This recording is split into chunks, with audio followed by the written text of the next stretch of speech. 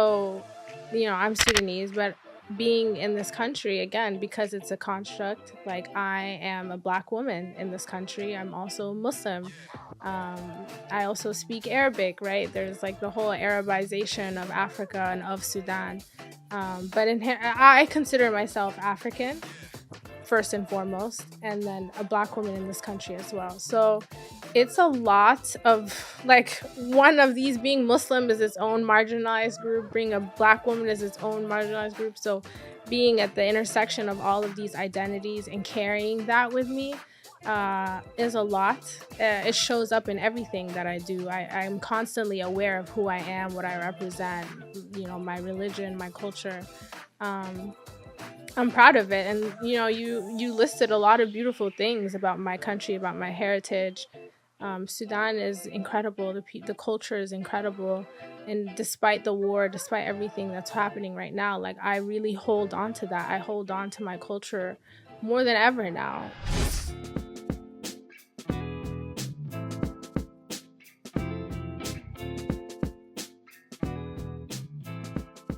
Assalamu alaikum.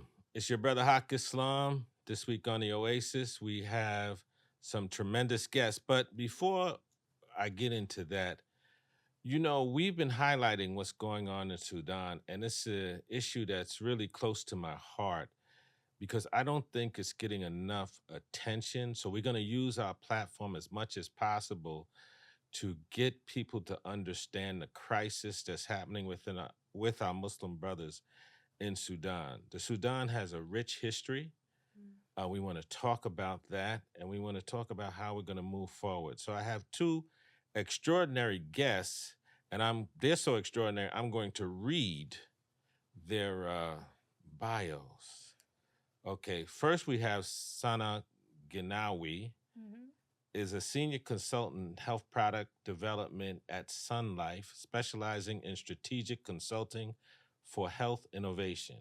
In addition to her professional achievements, Sana is a model and a passionate advocate for social change. She co-founded Moving Forward Sudan, an organization focused on educational empowerment and unifying the Sudanese diaspora and community enrichment activities. Her dedication to allyship. What is allyship? I'm gonna go into that. And leadership is further demonstrated through her involvement in the African Middle Eastern Leadership Project and the Coro New York Leadership Center, where she collaborated with global change makers to promote democratic development and social progress. Sana holds a master's degree from Georgetown University, Washington, D.C., right next to Howard University, my alma mater. I'm going to keep saying that throughout the night. Elkhair Balla is a senior executive in investment relationships at Invest Qatar. In fact, he flew all the way from Qatar just to be on this show today, where he leads initiatives to attract global investments and forge strategic partnerships. With over 9 years as a strategic business consultant at 3K Strategy in New York, Elkhair brings extensive expertise in business strategy, growth consulting, and financial planning across diverse sectors. Elkhair is a proud graduate of Morehouse University. You didn't know? Nice. No, I'm going to call it a university. Okay, all right. Dr. King, Spike Okay. Lee, That's right. Samuel Jackson. I'll give it an extra title. But the question is why you didn't go to Howard, but we'll get into that. And NYU School of Business, very smart brother, with a strong commitment to social impact.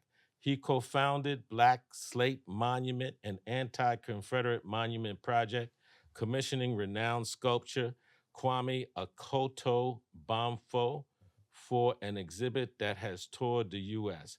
Additionally, he produced Mandinia's first event featuring my main man, DJ Momo, celebrating cultural diversity and artistic expression. Welcome to my guests. Thank you. How are you this evening? How are you this evening? Great. Thanks for having us. Excellent. Thank you. So listen, last time we spoke about the Sudan, we had a good friend of you guys, Ibrahim Mohammed, and we had Dr. Awad from Toronto who talked about the history of the conflict and gave some history of the Sudan. Sudan, as I said, is very important to me. I've grown to love it, and I'm so happy that you guys, members of the community, have embraced me and allow me to make contributions.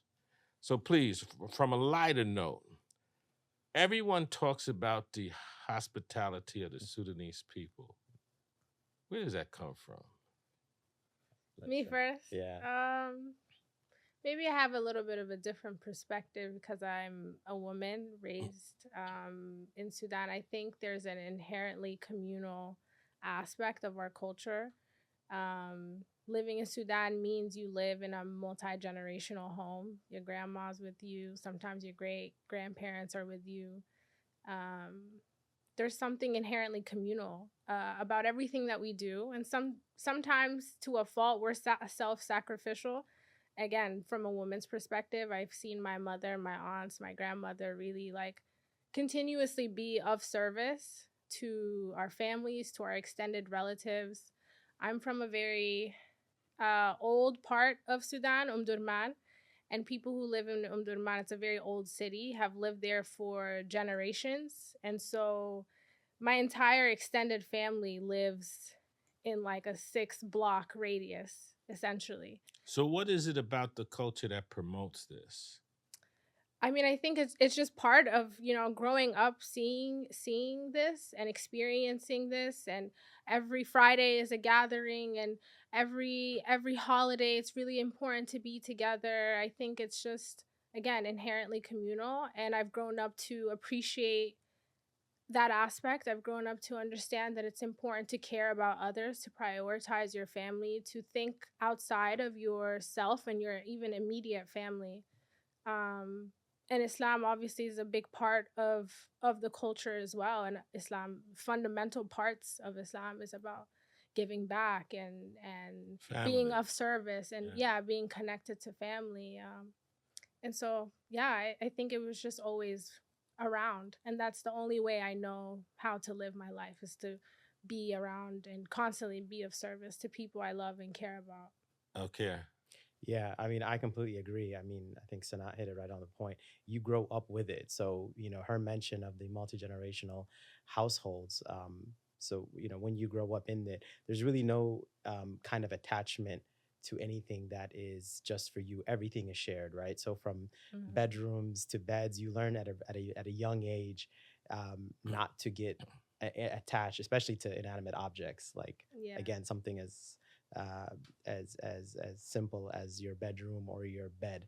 All of that is interchangeable at any point. So growing up in that from a very young age, you start to understand the sense of community and the sense of connectivity, and that you are, one of many. It's like the opposite of kind of like the Western individualism. And even for those of us who have grown up outside of Sudan, our families have kind of kept that tradition going. So that's an important point, because Sana, you're in Harlem and you're in Qatar. How do you stay connected to your Sudanese roots? So in my case, I mean, I've kind of over the past few years have moved back abroad, but I grew up in the U.S. In Qatar, it's actually even easier because there's a very old Sudanese diaspora that has been in Qatar for decades now, and they're kind of part of the fabric of that society. The Sudanese helped the Qataris and other Gulf nations really help establish a lot of their fundamental government agencies, whether it's something as simple as the police force or the traffic police, even the Constitution. A lot of that, a lot of the Sudanese were very instrumental in that. So they're kind of inherently tied into the fabric of those societies. Yeah, and in Harlem, I live in first of all, I think Harlem is like the best place in New York, in Manhattan. There's a huge Muslim community there, primarily Senegalese. There's masjids in every corner. But I grew up in the U.S. as well. My primary family is in the U.S., in Virginia. So how do you stay connected to your roots back home? Moving to New York, I've found myself surrounded by a beautiful Sudanese community based here. In New I York think, City. yeah, there's a lot of Sudani people here that are a fundamental part in me feeling like New York is home. And I think, again, tying it back to your first question, because our culture is so about others, they've taken me in and share my love and passion for Sudan, for our heritage, for our family. I think my parents did a great job instilling like the values and the cultural aspects of Sudani culture that are important to me and are a very big part of who I am now.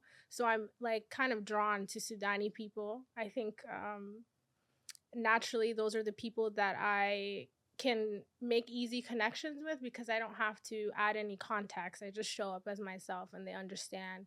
And especially during a time like this where Sudan is really struggling, I've found myself that's a safe space, like connecting with Sudani people and being able to talk about the things that we're experiencing together. And I think it's been a really important part in me, again, being able to deal with this war and the situation that's affecting. Since my whole relationship with the Sudan is about 6 months old, Mm. where I've known about the crisis, Yeah. I've known about the politics, I've known about the history, but it was like over there. Yeah. Now Yeah. it's in front of now, but what everybody I meet is they so sharp mentally. Like I went to a fundraiser, and the hype man for the rapper was a second year med student. Like, what's what's about your culture that education, organization, like you said, the Sudani people of Qatar Yeah. were in the forefront of building Qatar. Yeah. Yeah. So, what did you promote education? Is this a Yeah, I mean, I think it's education, and but this, it's not just Sudanese. A lot of other kind of cultures, especially Eastern cultures, African cultures, really promote education heavy. But I think what stands out as well too is the kind of the ability to have interests outside of academia. So, you mentioned the brother who was a hype man, but a medical student for a rapper, but also a second year medical student. I mean, growing up, and I think Sanat can relate to this as well, we were always, surrounded by families and friends and, others that we looked up to who were, whether they were academics or whether they were, doctors of medicine, they also leaned into their artistic side as well too, and that's something that was always kind of celebrated. They would say like, oh, someone is a doctor but he's also a poet, like he writes poetry. So that kind of renaissance of a person is really celebrated within Sudanese culture. Sana? Yeah. I think education is such a fundamental aspect of like Sudani culture, and it's just being high achieving, being successful is something that's pushed on to a lot of people, a lot of Sudanese families. I think it's just maybe a product of a lot of different things, being African and especially in the diaspora, having to work a little bit harder to kind of prove yourself, having to work a little bit harder to create a sense of stability and safety for your family. Being first generation or being an immigrant, it's a very difficult thing to navigate. So there's an additional layer of that. But even, ancestrally and our families, I'm sure it's the same for you, but it was like our grandfathers, our great grandfathers, high achieving businessmen, doctors, etc. I think it's just a really important part that of Sudani culture to be high achieving. And I do love the aspects that it's like there's something else outside of academia and degrees. You can also pursue. No, and because you guys are excellent examples, because you both have an activist side and you both have an art side. So tell me about your art side, your activist side. Let's start with you because I want to hear about your organization.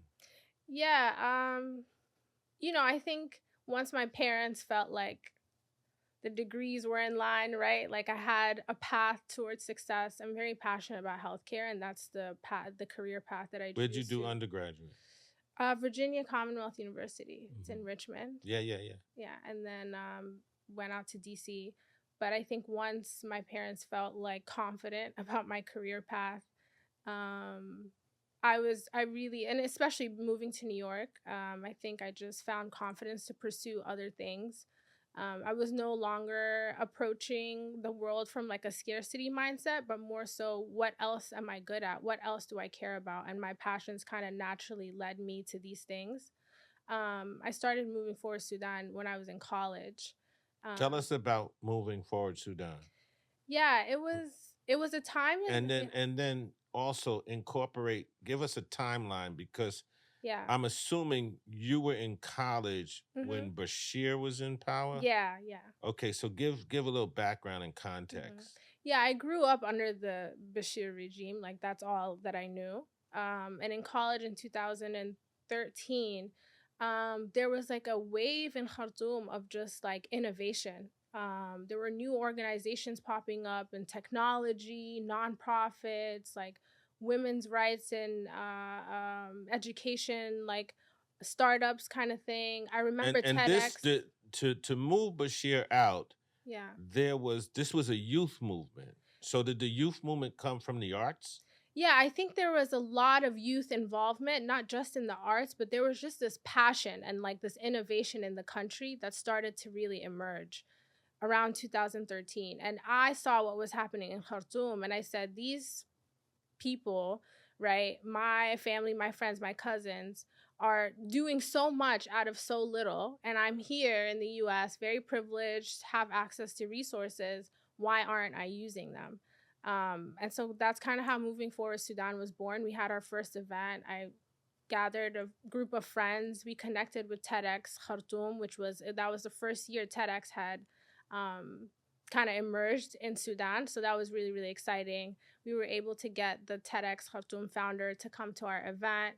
It was an event about just arts and poetry and education and really like showcasing the work that's being done in Khartoum. And after that, the organization was kind of born, and we've continued over 10 years now doing a lot of different kinds of events. So Elkhair, let's talk about, I mean, you're the epitome of a businessman. Yeah. You know, you went to NYU School Yeah, of Business, but your activist side, your art side, talk about that, sure. I your mean, organization. yeah, and to kind of just draw it back to what we mentioned earlier about having two sides.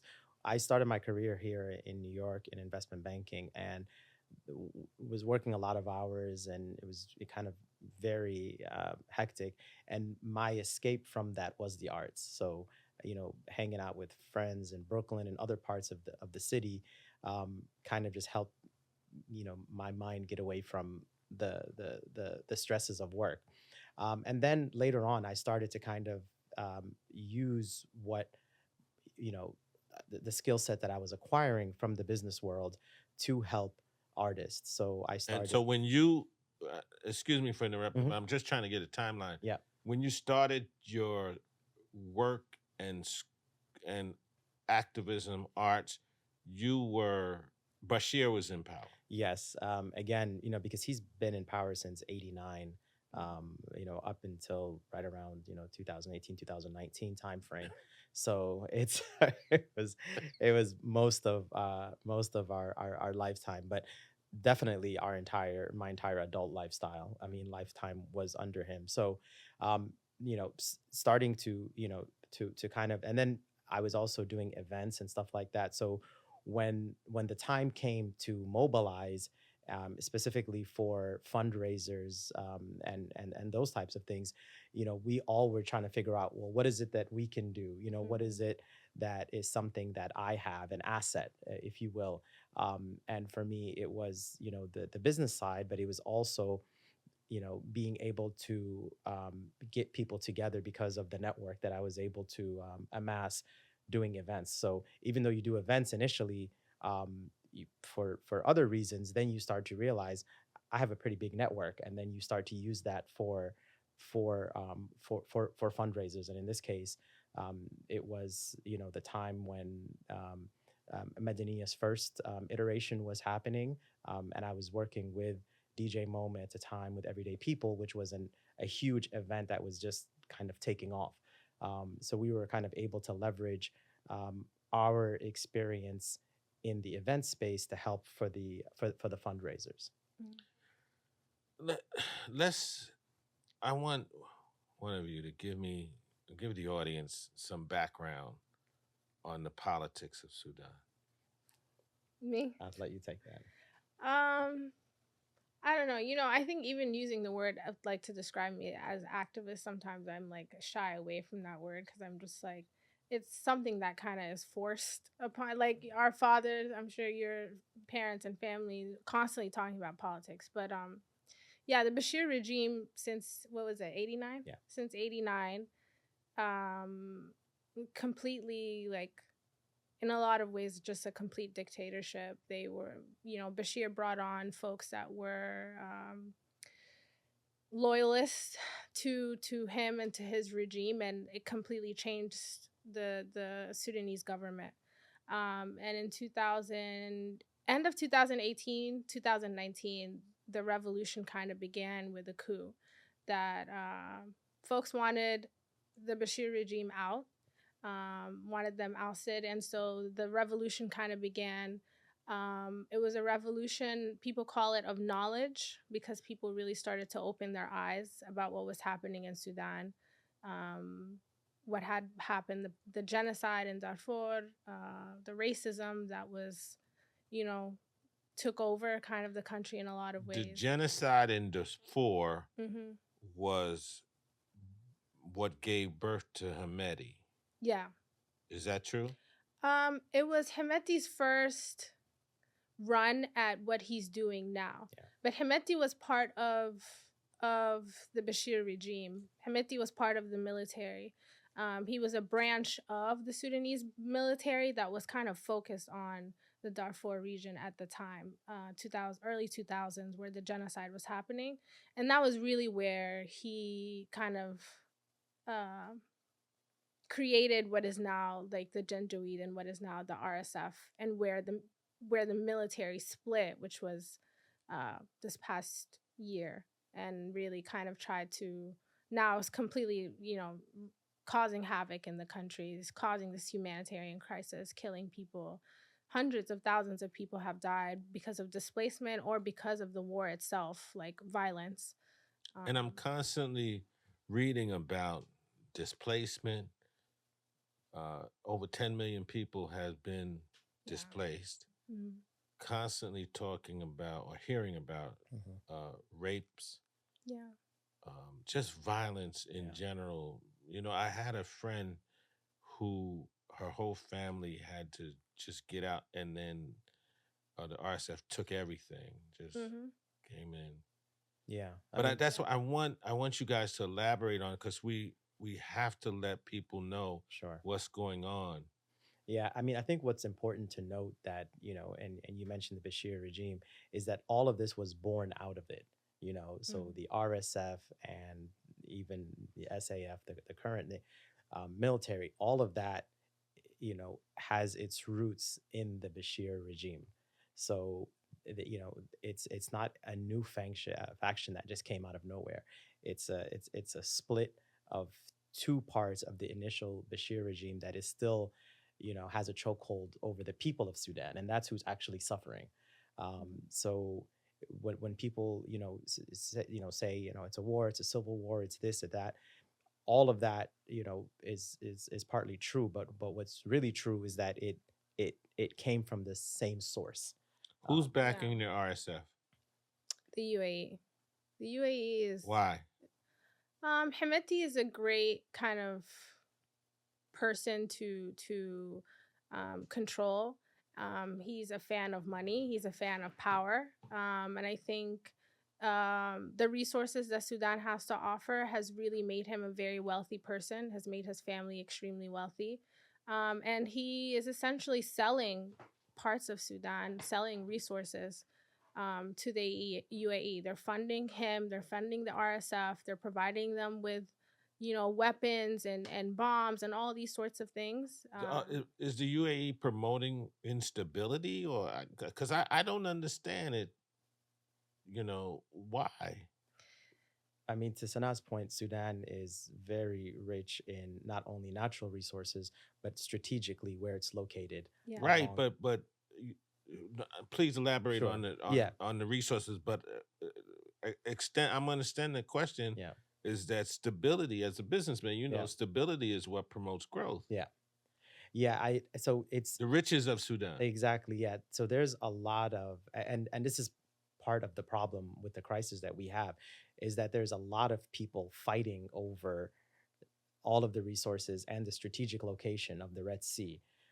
So when you have a breakdown in in power between the army and now the RSF, that lends itself to um, brokering your own kind of alliances. So, and that's one of the major problems we have right now, is that there are too many people involved in the Sudan. So it's not just one singular country. It's everyone is looking out for their best interest, and to Sanaa's point, selling whatever it is that they can to maintain power. Okay, through your organizations, what impact do you hope to have? I think for me right now, fundraising is a really important aspect, but also awareness. We recently started something called the Sudan Solidarity Series. It's a webinar series. So we're having that every 3 weeks or so. We're bringing really important people who have spent decades researching the socioeconomic status of Sudan, the political situation in Sudan. So, like professors, people who have nonprofits who are working in the emergency response rooms in Sudan, nonprofit organizations coming to speak and raise awareness about Sudan. There's a lot of myths. There's a lot of misinformation about the war and what's happening and the reasons. So it's kind of an awareness campaign, but also having events. We recently collaborated with Madania to have a fundraiser in New York. It was really, really successful. Raising money is such an important aspect of all of this. Where does the money go? How do you get it in with all the confusion that's happening? Yeah, that's actually a really difficult part of all of this, is being able to send the money back over to Sudan. There are nonprofits who, again, for example, Sudan Solidarity Collective is who Madania collaborated with recently, but there's also SAPA, Sudanese American Medical Association, that have folks on the ground sending medical supplies, providing them with money, resources, food, whatever kind of aid that they are able to provide. For moving forward's case, we're kind of moving around the different nonprofits and being able to give a little bit to a lot of different kinds of organizations, because they all do really important work and different kinds of work. And some smaller nonprofits don't have the manpower and the capacity to actually take this money and distribute it and do something with it.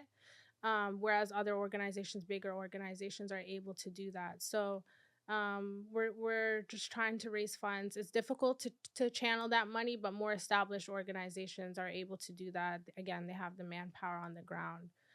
Elkhair, what's your objective with your Yeah, organization? very similar. It's a dual track of both fundraising, which is kind of more of kind of like an emergency response approach, but the awareness is the big piece. We live in the information age, and we're constantly kind of at this attention with, unfortunately, a lot of other conflicts happening around the world right now, both regionally and globally. The what's going on in the Congo also requires a lot of attention. What's happening in Gaza, of course, requires a lot of attention. So there's an attention, kind of focus that us doing what we're doing, thanks to people like yourselves who have these platforms and allow us to come and speak, is really kind of helping that. So, there's been a few, social media campaigns in the past, ones like Keep Eyes on Sudan, that just, speak for themselves. And this is an extension of what that is to always make sure that, that Sudan is not forgotten, that it's talked about, and that it is still, front and center, along with other conflicts that are happening in the world. Why do you think people in America, particularly African Americans, Mhm. should care about Sudan? I mean, I think it goes back to some of the some of the more powerful saying, like a threat to injustice, justice anywhere is injustice everywhere. So it's all tied together, and I think when you understand that, um especially in America, you have a global superpower that has a lot more power than people even understand. So, You don't all the understand how powerful America is till you leave. exactly, Mm-hmm. exactly. So people, lobbying their local congressmen and congresswomen actually does make a difference, because if there is no attention given, then whatever is happening will continue to happen. So, um, for Americans in general, and whether you're Sudanese American, African American, or any other sort of American, you have a lot because you're a tax-paying citizen. Again, you see it in cases like Gaza right now, where people are speaking out saying, "I don't want my tax-paying dollars to go to fund weapons." The same can be said for crisis in Sudan as well. Yeah, and I think it's a really important question, and I think we need to interrogate why people don't care. I think historically, um, Africans are this is kind of the status quo, right? The instability is such a big part of our history, and so to a degree, it's normalized that there is some sort of issue happening in the region. I think interrogating why Black and brown bodies on the news and television is kind of an afterthought and is not really like doesn't bring forth the same kind of emotions and pain that maybe other people seeing other issues might. Again, because there's a sense of like this is normal I for the think region. it goes back to our enslavement, Mm, and us as Muslims. Mhm. 30% of the Muslims, 30% of the enslaved that came here were we're Muslim. Muslim, yeah. Right. So for me as an African American, Islam is in my body. I don't know where Hmm. I came from, but I was blessed with the ability to go back and understand that there's a connection Hmm. between me and Africa. Yeah. But for so long, we were taught that there is no connection between Yeah. the African American and the African. Hmm. So this is one of the reasons why we want to have these conversations, Yeah. because you guys, like, the history is so rich, the Yeah. Fertile Crescent. Hmm. This is like the origin of civilization. It Right. is. And most people don't know that there's more pyramids in Sudan Yeah. than in Egypt. Yeah. And the empires came from Sudan. This was That is Kemet. This was yeah. the land of pharaohs. Mhm. It's like you guys got to talk about it. I'm from New York, y'all. You got to get it on. You know what I'm Yeah. saying? Talk Yeah. about it, Yeah. the richness of your history and the fertile, because they're fighting over the fertility of the land and the Yeah. people. Absolutely. Yeah. And lastly, and then you got the mic. Mm. The brilliance of the people. Mhm. You guys are brilliant. If you look at the origin of science, mathematics, the pyramids, Mhm. and just the people I meet now, everybody, you on another level. Like I said, the hype man, the Yeah. hype man, what he said, I said, well, what you want to do with your career? He said, well, I don't know if I want to do this rap thing. I said, no, you're good. He said, well, I'm a second year med student. It's like an afterthought. Yeah. You know what I mean? Yeah. It's Yeah. such, you guys are such an amazing people with such an amazing history. Yeah. You got the mic. Yeah, I think it's really difficult to be Sudani at the moment because there's just so much pain, there's so much grief. This war has impacted all of us, all of our families on such a deep level. Generational wealth, history, like completely wiped. Our museums gone, our resources being sold left and right. Um, it's really difficult to be Sudani at the moment. And you mentioned lobbying. You mentioned, I think it's, or Khair mentioned that we recently, people from members from Moving Forward Sudan got to sit down with Senator Warner and really talk about the issue. The diaspora does have a responsibility to focus on this issue and to bring it up. Like you said, Sudani diaspora is very successful. We have folks who work in government. We have folks who work in organizations like USA that are able to provide resources and aid to Sudan. That we do have connections and we have a privilege here that we need to kind of use, but with that also comes with that responsibility comes also a lot of difficulty because those two things are not mutually exclusive. Like, I can get a phone call from my family back home in Sudan that talks about someone else passed away recently. You're talking about our resources. Al Jazeera, which is a state in Sudan right now, is going through an iteration of this crisis on like a much deeper level. Al Jazeera is known for its agriculture. It essentially feeds all of Sudan. It feeds Africa in a lot of ways as well.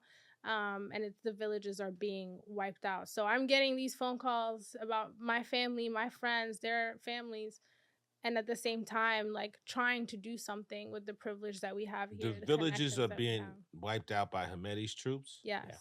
I don't understand why the Sudanese armed forces don't push back. It's a great question. I don't think we understand either. Yeah. I think there's just, with the lack of kind of information that's coming out Mhm. with the the internet always being turned off. There is a lot of information that is just not flowing. And again, like I said, there's a lot of cooks in the kitchen, so there's a lot of different countries that have a stake in it. So it's it's um there's also a proxy situation that's happening. And again, unfortunately, the people that suffer are the Sudanese people. Mhm. Elkhair, my producer tells me that you identify as Sudanese and African American. Mm. Elaborate on that, please. Sure. I mean, I was born in Sudan, so anytime someone says where are you from, the moment I reach the U.S., I always say Sudan. So that's never changed. But again, I grew up as a black man in America too. So culturally, You look like one of my cousins. yes. I'm from Trinidad. Yeah. I get You Trini know. and Guyanese. And I was actually an honorary Trini when I was at Morehouse because we had a pretty large Trini student population. It was big at Howard University. Was it? Yeah, should have come. Should have. That was a mistake. Yes. Life in life. You know what I mean? That's right. But yeah, I mean, and again, like in me choosing to attend a historically black college and university as well was a big part of that too. And I think the duality that a lot of people live. I remember I kind of wanted to spend some time in university in Sudan, but I was in the States, and I said, well, you know what's the way to kind of recreate that experience? And to me, it was going to an HBCU. So because of that, Mhm. I kind of feel like I said, America is a construct in itself, right? So being of African descent and growing up in this country, you are, whether you like it or not, a black man in America. So that'll always be a part of me, no matter where I am in the world as well. Okay, now I want to Mhm. talk about the fact that, Sana, you consider yourself, and what does it mean to be Black, Arab, Muslim, and female? Hmm. Yeah. There's an article I read that you talked about this. Yeah, similar to you, I think I was born in Sudan. My family immigrated to the US when I was 7 years old and continued to go back to Sudan, so I've always had this connection to my family, to the country. I know Sudan very well because of that. So, I'm Sudanese, but being in this country, again, because it's a construct, like, I am a black woman in this country. I'm also Muslim. I also speak Arabic, right? There's like the whole Arabization of Africa and of Sudan. But I consider myself African first and foremost, and then a black woman in this country as well. So it's a lot of, like, one of these, being Muslim is its own marginalized group, being a black woman is its own marginalized group. So being at the intersection of all of these identities and carrying that with me is a lot. It shows up in everything that I do. I'm constantly aware of who I am, what I represent, my religion, my culture. Um, I'm proud of it. And you listed a lot of beautiful things about my country, about my heritage. Sudan is incredible. The culture is incredible, and despite the war, despite everything that's happening right now, like I really hold on to that. I hold on to my culture more than ever now because I'm older. I have that responsibility to pass on these stories. We don't know what Sudan is going to look like. We don't know what the future is going to hold. We don't know if we'll have homes. Our memories, all of these things are so just kind of big question marks at the moment. And so I find myself really leaning into my identity even more than ever before because this is all I have, right? Like the stories, my family, the connections, the memories, like at this moment, this is what I have, and I have to show up as that. Um, I think that yeah. I, as a black man in America and a Muslim, I have a responsibility toward black Muslims, Yeah. you know, Yeah. because I don't think we are at the forefront of this. For me, I Mm. believe that Islam started before. Islam is eternal. Yeah. Okay. And Adam, the first man, was a black man. Mm. Adam, Arabic, Mm. black.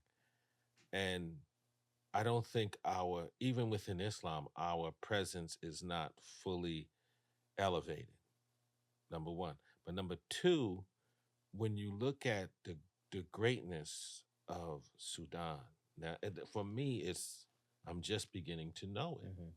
you know, and the fact that it's not elevated Mhm. in Islam Mhm. or in global politics, Mhm. I think is so wrong. This is why I want to use my platform as Yeah. much as I can Yeah. to highlight it, because I think though there's a duality there where um, Sudanese culture, the problems in Sudan are being overlooked, Mhm. suppressed in many respects.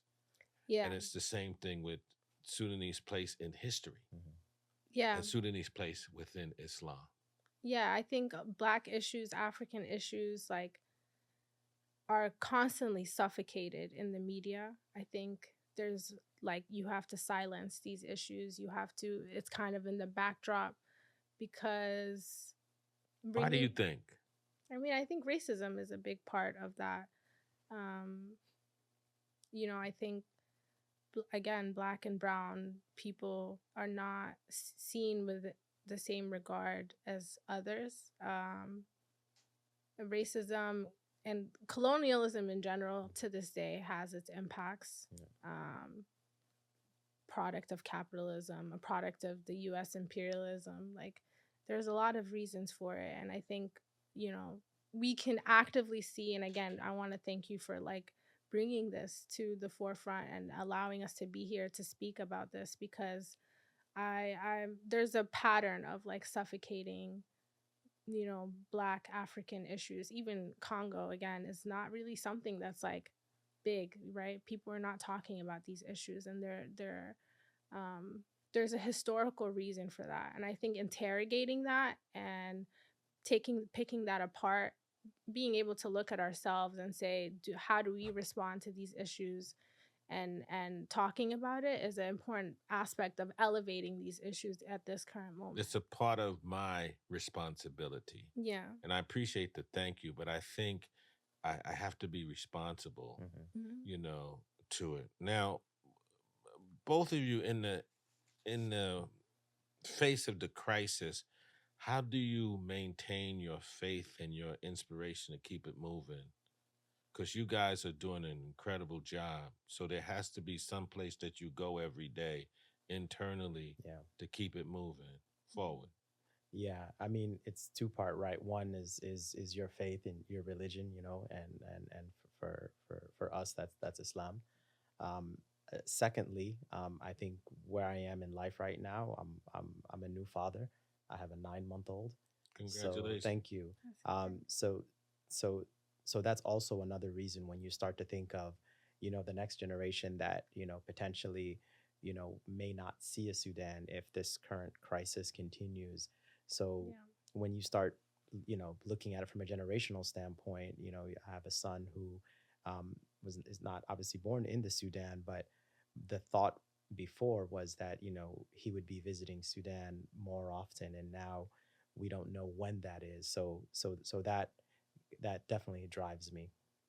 Yeah, I think Islam is such a fundamental pillar in my life, especially when there's so much happening in the world, that I believe without faith is really leads to just complete hopelessness and despair and nihilism, right? Like without Islam, without praying to God and believing in the decree of like justice in the afterlife, and like believing in hope, right? Because I think hopelessness is definitely a product of white supremacy. It's just like Islam promotes hope. Islam promotes faith. I think we're seeing right now in Gaza, and even Sudanese people really just holding on to religion to get through this crisis. And during a time where you can really despair and just ask why, like why is this happening? Islam is really just like a guidance, and keeps me steadfast and just like believing in there is a reason, there's an end to this, justice will always prevail. So I feel like it's really fundamental part of who I am. I really admire you guys because you embody so much in terms of art, intelligence, activism, love for your country. But listen, what's your message to young people? I think understanding the richness of your history.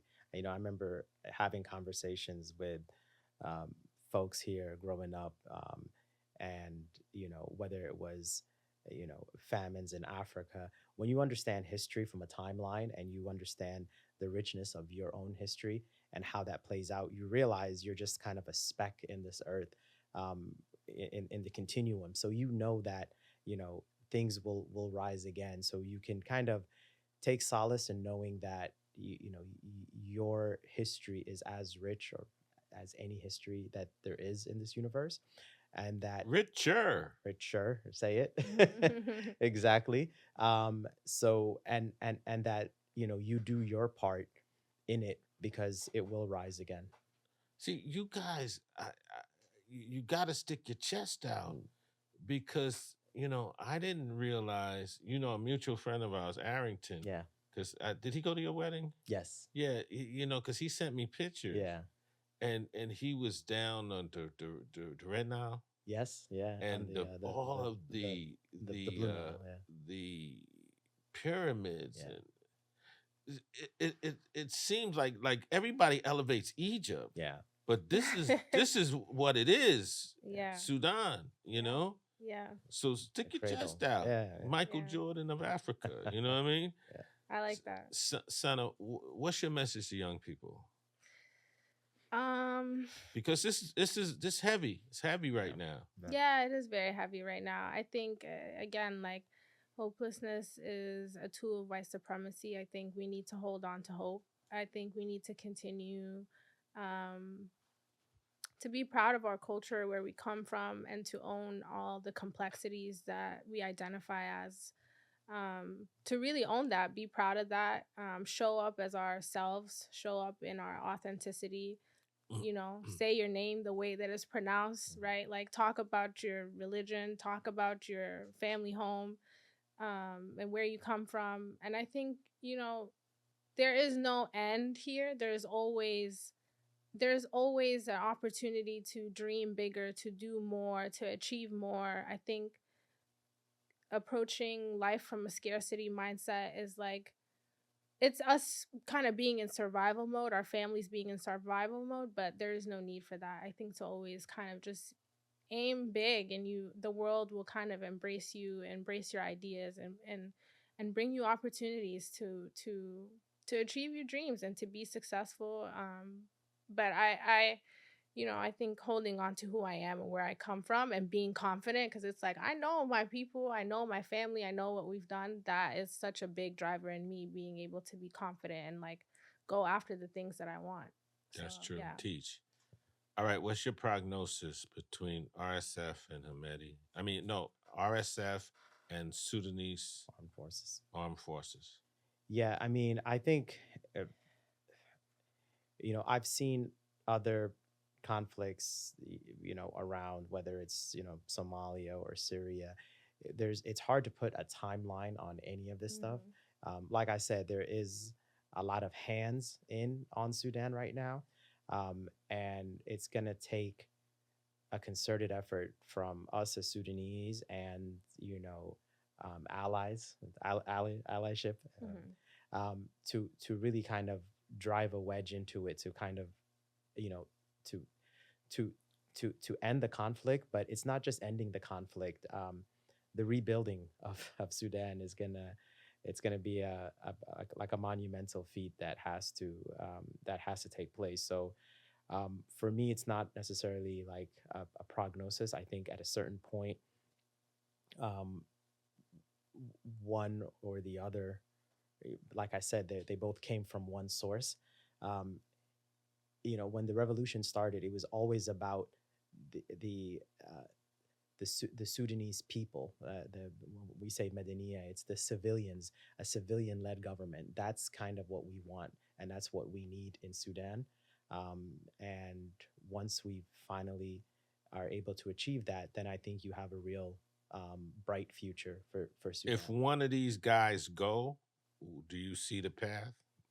Like Ibrahim, when he was on Ibrahim Muhammad, Yeah. our friend, he said that somebody has to take Hamedi out, and then there'll be a right. I mean, forward. Again, but it's not just it's not just one person. It's a system that needs to be toppled. Yeah, Hemeti is a part of the story. I think, cutting the funding that Hemeti is getting would be a big shift in what's happening in the country. Who can right now. talk to the well? I guess I answered that my own question. America could talk to the UAE, says stop sending the money. Yeah. America can talk to a lot of people. Yeah, a lot of people. I think there's a lack of international pressure to stop what's happening in Sudan. It's 100% a proxy war. And I think the instability of Sudan is to a lot of people's benefit. The more unstable the country is, the richer other people get. And so there has to be a push from the international community, Sudani diaspora, people, the governments. They really have to make a concerted effort to stop this. But I don't know if I can give a prognosis. I think if I had to think of like a short-term solution, it would definitely be to cut the funding that Hemeti is receiving, because I do think him having access to weapons is really causing a lot of this destruction, and the RSF money. is going rampant. Yeah. So listen, in closing, I want you guys to reach back in time into your history, whether it's before you hit the planet or now, and give us some piece of Sudan culture that will introduce the world to all the brilliance that I'm coming in contact with. Is it a poem that you want to give? Is it a saying that you want to give? Something your grandmother told you? Something you remember about Sudan? There's so much.